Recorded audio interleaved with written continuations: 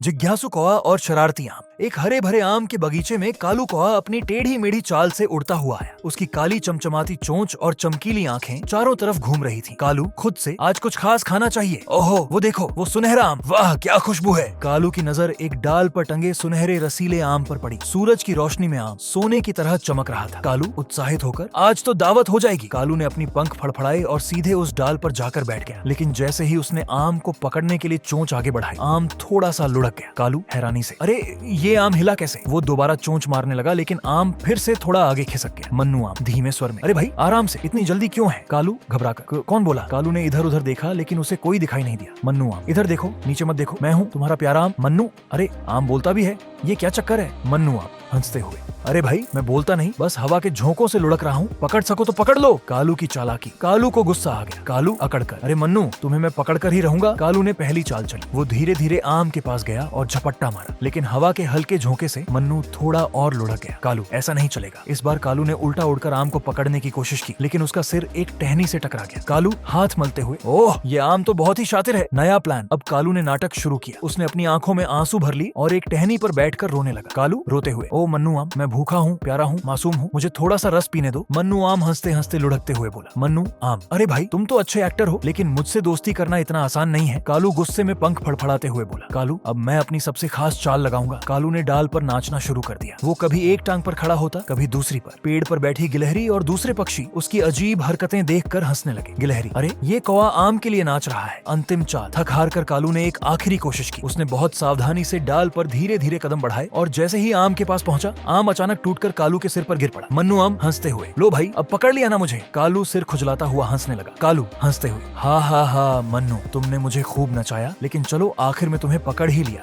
मन्नू आम और कालू कौआ दोनों हंसते हंसते दोस्त बन गए। कभी कभी चीजों को पाने के लिए ज्यादा होशियारी के बजाय थोड़ा धैर्य और ईमानदारी की जरूरत होती है।